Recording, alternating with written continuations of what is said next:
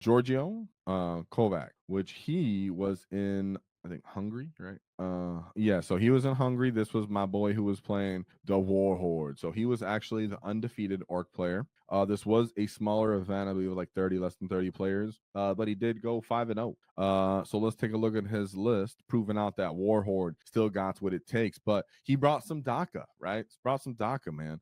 So he has a Beast Boss, 2 Big Macs with shock attack guns, Gaz Gultraka, because having Warhorde without Gaz Gultraka almost feels criminal. A War Boss with head Wappas. That's just having the point left over, right? You have head Wappas kill chopper, you're like, I got the points, whatever. It's on 6s. I guess what I get. A 10-man unit of Beast Stagger Boys as the only battle line. 4 truck, 2 5-man units of Flash Kits, 2 minimum size unit of Gretchens, a commando unit with all the fixins, had the Breacher Ram, the Burner, the Rocket, and the Power Claw. 3 Mega Nods for Gaz. I really like that people are paying for the 3rd Mega Knob. I think it's helps you a lot, right? Less punishing, helps you just a little bit more damage, survive just a little bit more of the oncoming fire, some overwatches, assures that you get the bonuses from combat from at least having 1 Mega Knob left over. So yeah, and then having 1 Kill Psalm and 1 Power Claw is quite important for that. That way you choose, weapon you want for your optimal target. It's optimal, sorry, for what you're targeting.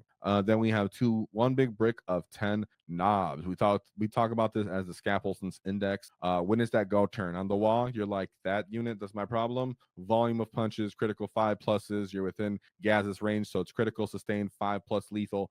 You're dead by just furious saturation. I put like 40 wounds on units with this combination where you have Gaz's aura plus unbridled carnage, where you're in Warhorde and you're just putting 5+ critical, sustained, lethal with damage 2 into people. It feels fantastic. Then you have 2 5-man units of Storm Boys, followed by the 2 Tank Busters. So we talk about the DACA. So we always say that you don't want to come like empty-handed in the shooting phase necessarily if you can't help it. As an orc player, I don't advise that. And in this case, the Tank Busters, and just he brought 2 rocket pistols with the knobs.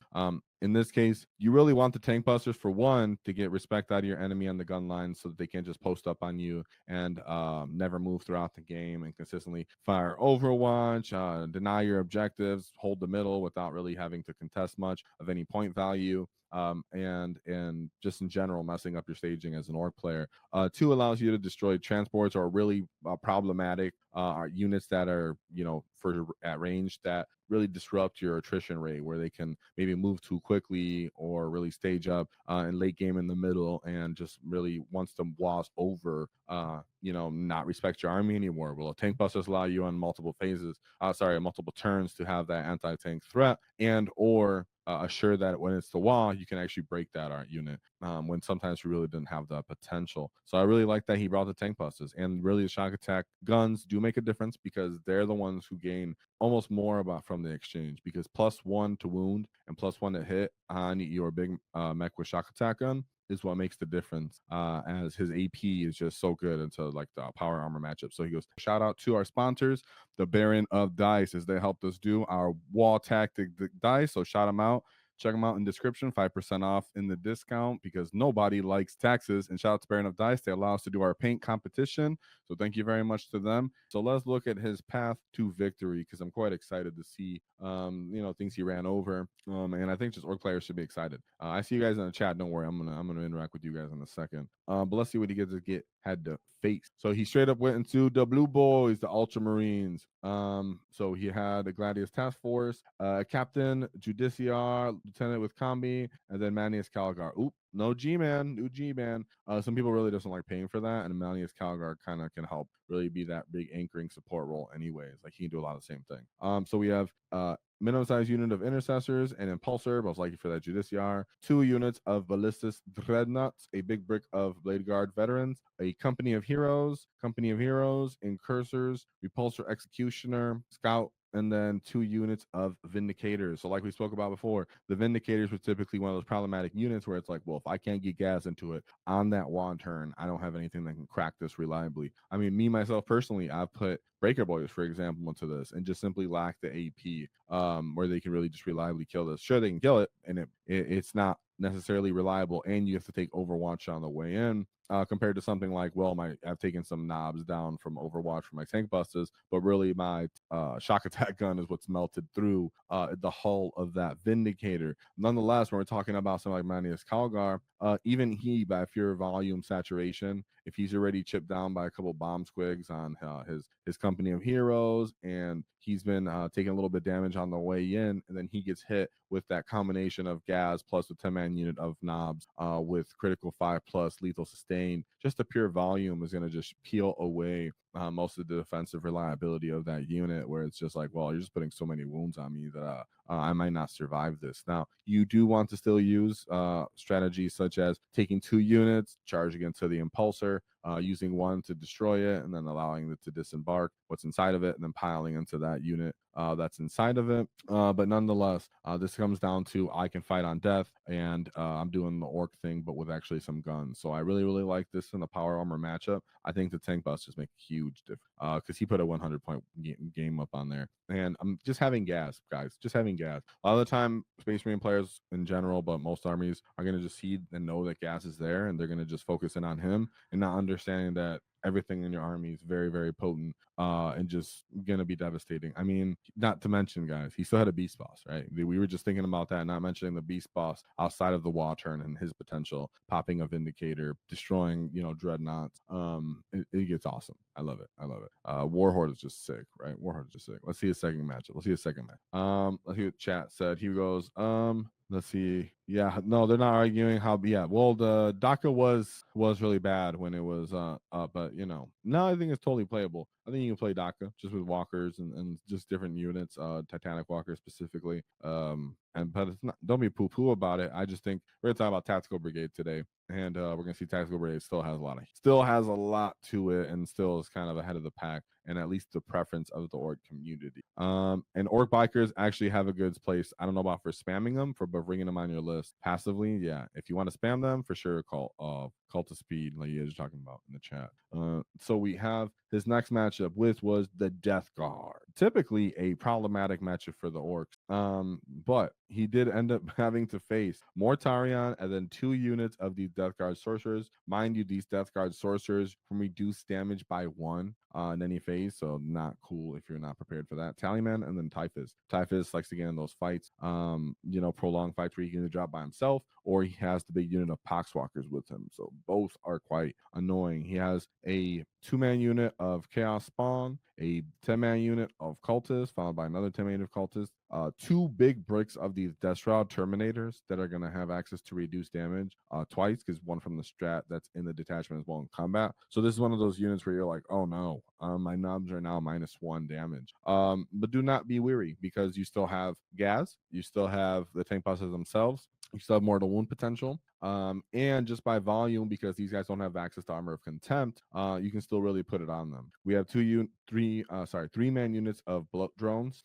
2 have mowers and 1 has a probe, and then we have 2 units of the haulers, followed by the big unit of Poxwalkers for my boy Typhus up there. 1 unit of Nurglings, followed by the Beast of Nurgle, and then War Dog Brigands. So that's where you're really happy that you brought those flash kits, right? As soon as those Nurglings are exposed, you get those flash kits on them, get them off the field, so you can't be stacking -2 to hit on you, and you can really maintain that combat. I love to see it. The fact that you have guns means that the brigand can't be disrespectful and just expose itself. If you choose not to go for the little drones and the other armor he has on the list, because he doesn't really have anything too interesting besides Morty, and sometimes you can just be like, well, I'm just not going to kill Morty right now. I'm going to kill everything out.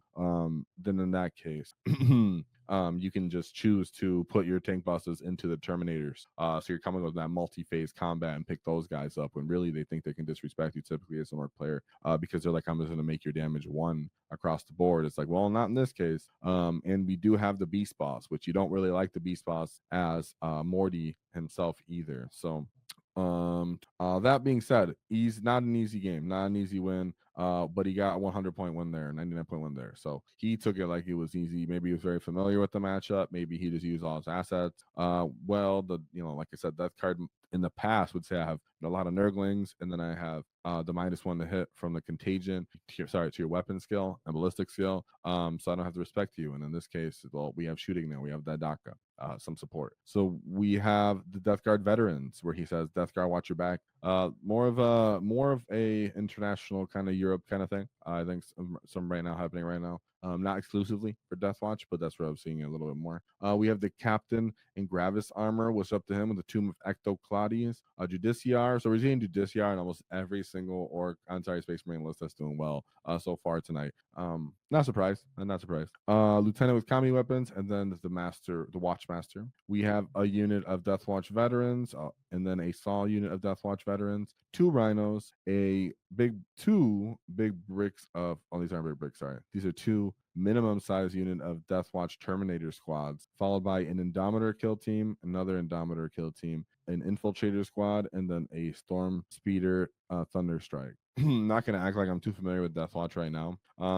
We know that it's a high skills healing kind of meta or list. Because this player did end up doing well in the event. You can see that he only lost to this one orc player, and it was a relatively close score. So shout out to you. And we should keep a shout out. Death Watch starts to keep doing well. Is he onto something there, or was that just a one-time get? Then we have his 4th game, which was into Chaos Demons. Now, if you're running gas and you're running Warhorde, you got some beast bosses on your list. You're feeling pretty good going into turning into demons, but it's not a pushover game by any means. So we have Bellacore, Bloodmaster, a Great Unclean One. Oh, so this isn't.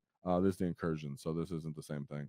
This is like the typical index one because you see as endless gift. So it's still respectable. But in this case, you ignore Fat Boy with the endless gift, and you're just like, I'm gonna kill everything else.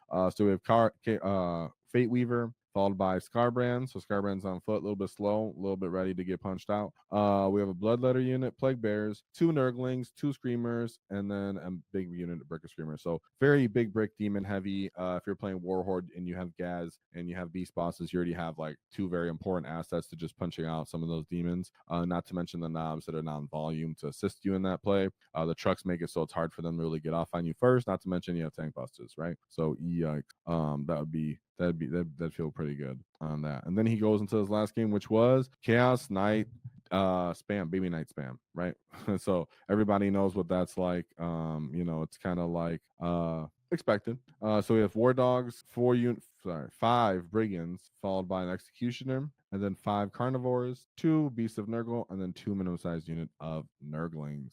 This is very much about how much can I get off on my wall and kill as many of these War Dogs as I can. Don't let them get damage off on gas too early so that they have to deal with them all at once on the wall when everybody has the feel no pain and all his mega knobs at their most potential. Very important that you, at least for me, I've always found it very important that I at least punch out 2 War Dogs if I can help it with 1 unit of knobs, but that doesn't always end up being the case. I would say the tank bosses again kind of help with this. They not just because it's like, oh, point for point, they're not really trading out the door dogs well. You'd be correct by that, but it is dictate where they're going to place their models and what they can use to actually retain objectives. They don't get to really just tiptoe into you and do stuff because you're like, well, I'm just going to keep my tank busters, pop those guys. Okay, now you have to commit again. Okay, tank busters, pop those guys. Okay, now you guys are going to commit. Okay, well, match on the wall. Whoa, and you get up on top of them. So great job there by Giorgio, 96 point win there. Love my Warhorde. Love Warhorde for the damage potential spiking here. Foundational SWAT teams, of course, infiltrations. Do not sleep on infiltrations, especially if you're bringing 4 trucks. Stops you from getting jailed. This helps you on search and destroy. It allows you to get secondaries. It's a big deal, but it does take some repetition and practice. So I always push commandos, as on the org community that I'm aware of. But I know that it's not fun. Trust me, I know it's not fun to get used to it. But you'll see that when you start going to 5-round events, there's so many matchups that are really important that you play that early game. And when it's really about Warhorde, they really help you dictate when you can actually do the wall, help you kind of control your rate of attrition by people not forcing moves out of you because you have no scouting and no infiltration. So they can really just be like, well, I'm just going to stage up on you, force a couple of your trucks out to limited places they can be, pop them, kill the assets within. Now you have to call a wall because you're limited on assets and you have to run into my screen. This helps while you mix in some DACA in there, mixing some infiltration for cunning, and then you still keep the core if I got gas and a bunch of punchy hard missile unit. Be a cunning get and check out our new order markers that are in our store. So shout out to you guys being cunning. Help you guys get all the orders set on the table nice and clean for all you get to get stuck in. If you enjoyed the clip, Check out the full video here. If you'd like to see more tactics, click here. Let's get stuck in, lads!